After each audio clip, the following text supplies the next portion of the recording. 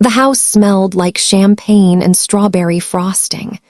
Harper stood at the center, laughing like it cost her nothing, surrounded by guests she barely liked and compliments she didn't deserve. 37 candles flickered on the cake. Music played too loud. Someone spilled wine on the carpet. No one noticed. I sat in the corner, my arms full of her children. One was chewing on a ribbon, the other smeared icing across my sleeve. I didn't mind. I'd learned not to. A guest I didn't recognize glanced over. "Wait, Romy, isn't it your birthday too?" The room fell quiet just for a second. Then Harper laughed, the kind that cuts. "Oh, Romy, she doesn't care about things like that. She's low maintenance." She said it like a compliment. Connor didn't even look up, just tossed me a set of keys. "Romy, trong T letter 1E5 INH letter 1ECF GM NH T letter 1ED1 INA CH letter 1EAFCKO die D stroke letter 1EA5Y. I nodded, of course I did, because saying no hadn't worked in years. Not here, not in this house. I watched Harper blow out her candles. I didn't make a wish.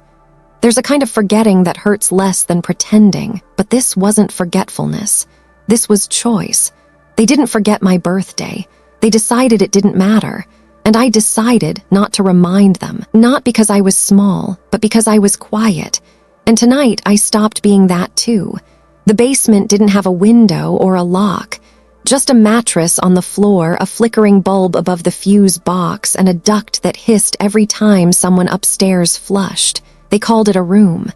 Connor called it free rent. Harper once said, "It's practical. You don't need much, Romy. You're barely ever home anyway." She meant it as kindness, like handing someone half a crust and calling it dinner. There was no thermostat.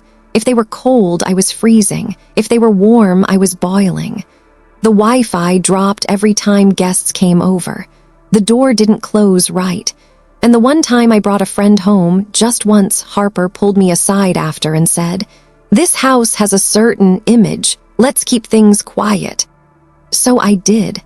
I stayed quiet when the sink backed up and no one called a plumber, when the vacuum broke and I cleaned with a hand broom, when the twins cried at 2 a.m., and Connor knocked on my door asking if I could just take them for a bit. I stayed quiet. Even the week I got sick, the kind of sick where your bones ache and the world tilts, I stayed quiet. I texted Harper, "Could someone bring me a bottle of water?" She replied an hour later, "CH letter 1ECB Kong R letter 1EA3NH. NGH letter 1EC9 Ngoy die. D stroke letter 1EBNG Lam PH I letter 1EC1 NT letter 1E5 INH letter 1ECF. That night, no one came, except the kids. They snuck down with a bag of crackers and a Buzz Lightyear blanket, curled up beside me like I was the safest floor in the world. And I held them, because someone had to. They called this place home. But it wasn't mine. Not when every chore I did was helping the family and every need I had was creating tension. Not when being good with kids became unpaid labor. Not when being part of the family meant being the only one who didn't get a room with sunlight. This wasn't kindness. This was architecture. They didn't ask. They assumed. They didn't thank me. They just left the door open and expected I'd be there. And I was, until the moment I wasn't. It was a cardboard box buried under tax folders and broken chargers. I hadn't opened it in years. Didn't need to. Everything in there belonged to a version of me that still believed helping family was a kind of safety net, not a trap. Inside, old student ID, faded notebooks, a faded photo of me in a cap and gown, and a manila envelope. The flap was sealed. Connor's signature scrawled across it in blue ink, still sharp, like he thought this meant something permanent. I slid it open with the same letter opener I once used to slice cake for their engagement party. Not out of anger, out of precision. The document was familiar. I drafted it. Temporary financial power of attorney. Filed, notarized, specific language. My name as secondary trustee. It granted me full financial authority over the estate's holdings during what Connor had described back then as his period of instability. He was 28, a med school dropout. Harper was 6 months pregnant. They'd just been denied for a second mortgage. I just need a co-signer, Romy. You've got the credit. You're good with this stuff, right? I was 22, in night school for a part-time law program, working 2 jobs, sleeping 3 hours a night, but I said yes. Of course I did. They were family. I filed the document myself, made copies, stored the original in that box. It had a revocation clause, a simple termination form. They never filed it. They never asked if it still existed, because they thought I'd forget, because forgetting was their default. But I didn't forget. I remembered every clause, every condition, every technicality they assumed I'd never use. Not when they moved me into the basement. Not when Harper laughed about my helper energy to her pilates group. Not when Connor told people I handled the small stuff around the house. And definitely not when they handed me a slice of Harper's birthday cake, then took it back to give to their dog. They forgot who signed the paper. I never did. That signature was Flint, and I was done pretending to be cold. The junior associate at Vancrest Legal glanced at the document, then back at me, then back again. "This is still active?" he asked, fingers tracing the notary stamp like it might vanish. "It was never revoked," I said, calm. "I kept a certified copy." He leaned back. "You understand what this means, right? You'd have full financial oversight, immediate authority, not just access." I nodded. "I'd like to activate full trustee privileges, effective today." He hesitated, not because it was illegal, because it was rare. "Do you want us to notify them?" he asked. I smiled. "Once." "No, they'll notice on their own." It took 2 hours, 4 signatures, 1 new LLC. By the time I left the office, the estate's mortgage payments were rerouted through my holding account. All utilities now reported to me. Any transactions over $500 flagged for legal review. The system didn't alert them. That wasn't my job. I didn't freeze anything. Didn't change passwords. Didn't shut down accounts. I simply resumed authority. Like a key turning in a lock no one realized had always been in my pocket. That evening, dinner was chicken parmesan. Overcooked. Store-bought. Lukewarm. Harper was scrolling dream homes on Zillow. Connor was ranting about interest rates and how Gen Z doesn't understand property. The kids were throwing peas. I was sipping water and logging into the estate's shared ledger on my phone. Every utility pinged, approved. Connor's gym payment flagged. Harper's boutique credit card declined. I moved slowly, deliberately, because power doesn't announce itself. It adjusts the room without raising its voice. And that night before bed, I opened my laptop one more time, typed one line into the shared family account memo: trust management restored, oversight resumed. I didn't send it, didn't need to. The next morning, their panic would do the talking for me. They didn't knock, just push the door open like they still owned the oxygen inside. Connor first, shoulders stiff, jaw locked.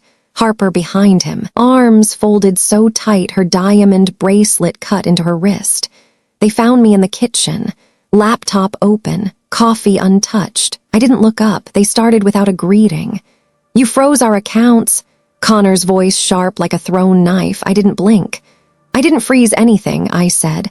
"I resumed legal authority." Harper scoffed. "This is insane. We trusted you." She said trusted like it was a leash. I clicked a file on the desktop. Audio played through the Bluetooth speaker. Laughter, clinking glasses. Then Harper's voice, clear as glass. "Just let Romy handle it. She's harmless. She'd never dare use any of it." Another guest giggled. "She still lives in the basement, right?" "Basically part of the furniture," Harper replied, then a cheer, a toast, ice hitting glass. I paused the audio, looked up, calm. "You gave me full financial power of attorney 10 years ago," I said. "You forgot to revoke it." I didn't. Connor took a step forward. "You're taking this too far." I slid a file across the counter. Original document, notarized, highlighted, signed by him. With a copy of the cover letter I wrote the day he asked me to help, the one that started with, "As your sister, I'm proud to stand with you, temporarily." Harper grabbed it, scanned, swallowed hard. "You can't just take over," she said, voice wobbling. I looked at her. "I didn't take anything." I pointed at the paper. "You gave it." They stood in silence, rattled, cornered, but still trying to calculate how to spin it. I closed the laptop. "I'll be moving upstairs tomorrow. The basement's listed for rental now." They didn't respond, because when the foundation shakes, you don't argue with the earthquake, you just pray it stops. The next morning, I packed everything I owned in 2 plastic bins. It didn't take long. A few books, a cracked phone charger, 3 shirts, 1 pair of heels I never wore. I left the mattress. It belonged to the house. But the house no longer belonged to them. I climbed the stairs for the first time, not to clean, or to carry a laundry basket, or to find a lost pacifier. I climbed because I could, because that signature gave me a key they didn't know still turned. The master bedroom had bay windows, hardwood floors, a closet that smelled like old lavender and wealth they never earned on their own. There was a lock on the door. It clicked when I turned it. That sound stayed with me. It was the sound of finally belonging to the space I had been holding together in silence for years. By noon, I'd posted a small sign outside the guest room. "Employee quarters, no unapproved entry." The house wasn't a war zone. It didn't need to be. It was a system under new management. I rerouted all mail to my name, rekeyed the front gate, renamed the estate under the new LLC. I didn't touch their things, didn't yell, didn't ask for anything back, because nothing was stolen, only returned. That afternoon, I received my first rental payment for the basement unit, a traveling nurse from Ohio, 4 nights, paid in full. She messaged, "Beautiful space, feels peaceful, thank you." I smiled. The same room they called good enough for me was now valuable to someone else. That evening, Harper knocked, more polite than usual. "Hey, the Wi-Fi's down, can you reset it?" Her voice tried to sound casual. I sent her a QR code. It led to an invoice. Back pay 5 years of child care services unpaid, unrecognized, due upon receipt. She didn't respond, didn't knock again. Connor tried first.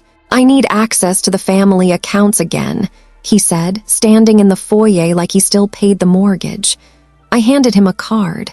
"Vancrest Legal Client Services, your attorney can coordinate with mine," I said. "All transactions are now subject to biweekly audit." He stared at me like I'd grown horns. I hadn't. I just stopped folding mine in. That night, I received a long email from Harper. Subject line, "From one mother to another," she started with guilt. "You're hurting the kids, they miss you, you're being cruel." Then moved to shame. "This isn't who you are, Romy. You used to be kind." Then desperation. "Could you just ease off the account holds for a little while? We're family." I replied with a template. "Please direct all future communication to my legal representative at Vancrest Trust. This matter is no longer personal." Then came the final attempt. An envelope slid under my door, handwritten. "Family dinner, just talk, face to face, like siblings." Inside was a printed menu, Harper's signature lemon chicken, Connor's favorite Pinot, a drawing from the twins, but by then the front gate had a keypad and the code had changed. That evening I posted a new sign near the mailbox. "This estate is under trustee management. Respect the silence or remove yourself." No one knocked again. No one called. No one screamed. Because even they understood, once something becomes legal, it stops being negotiable. I didn't sell the house, didn't list it, didn't plaster it with new beginnings energy, because this wasn't about running away. It was about redesigning what they'd ruined. The formal dining room, once reserved for Pinterest-perfect dinner parties I never got invited to, became a children's reading lounge. Shelves stretched to the ceiling. Soft lamps. thick rugs, no screens, just stories. Every Friday, a retired librarian read aloud to neighborhood kids while their parents worked late. The basement, insulated, painted, soundproofed. Now a weekend clinic for local families, free care, no ID required. I hired a staff. Nurses, translators, 2 front desk receptionists, all paid above market, all given keys. One morning, while organizing the old office files, I opened the top drawer. There it was, a photo, curled at the corners. Me, 10 years old, sitting on Grandpa's lap.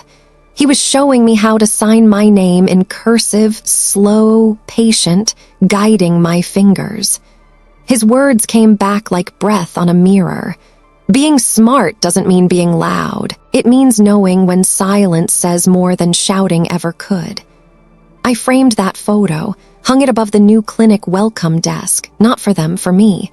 For the girl they once ignored beneath their floorboards, and the woman who now owned every inch above. Weeks passed. Then a text from Harper. "Romy, can the kids still visit sometimes? They miss you." I read it, twice. Then I set the phone down, didn't reply, not because I hated her, not because I wanted revenge, but because I was no longer the basement girl who waited to be chosen. Outside, wind moved through the trees. The windows were open. For the first time in years, the house didn't feel heavy. There was no music, no applause, just light, and the kind of silence you don't escape from because you finally belong in it.